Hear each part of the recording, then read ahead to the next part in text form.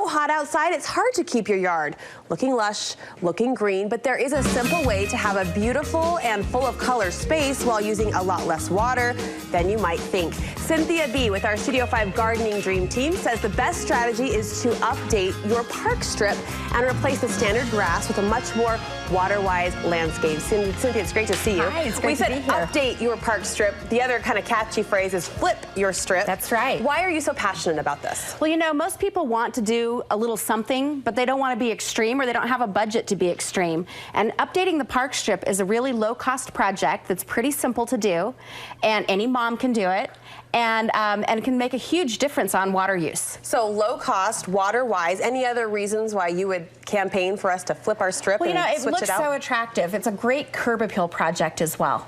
Okay, and we're going to get in the curb appeal as well, because I think a lot of people might say, but I love that lush green lawn. And you say there's much more you can do with that space. Right. Well, you know, beauty is created through contrast. So if all we have is lawn, our yard's not as attractive. We want to have planted spaces and then green spaces. And the two things working together is what makes for a really great landscape. And with the water-wise point that you made, you kind of take issue with the current sprinkler systems we have going. You say a lot of water is wasted. Well, you know, if you think of your park strip, it's almost impossible to irrigate that efficiently. There's always overspray going onto the road, which kind of degrades the roads a little bit too. It has all kinds of problems. It takes 5 times more water to keep grass green in a park strip because it's so hot and dry.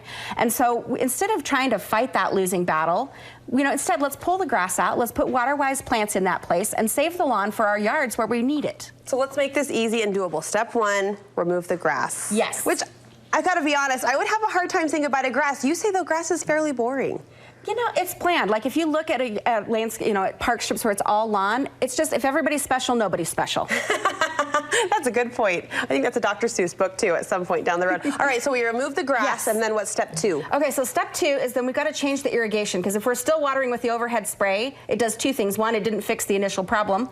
And secondly, it encourages weed growth. Whenever you water with overhead spray in beds, you're cultivating weeds. That's why you're getting them. So we want to water with drip irrigation so that we solve that water problem. And now most people, that's why they don't do it, because they're like, oh, that's scary. It's going to be so hard to make a change. Oh, it sounds super intimidating. So let me show you real quick. Okay, so this is a regular sprinkler valve right here. Okay. And if you change it at the valve, underground. This is what you change for drip, because drip needs 2 things different than a regular sprinkler. It needs the pressure to be brought lower, and it needs a filter. So here's the filter, pressure regulators in here, and that's great if you can do that at the valve, but that's really intimidating to a lot of people. So you have this other option. So here's your typical sprinkler head. Okay.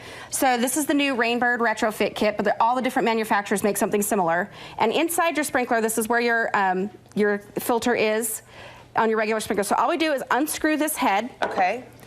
Put this one in its place, and the pressure reducer and the filter are already built into this new head. Do you have to run a drip line straight from there? Do you have to attach that internally?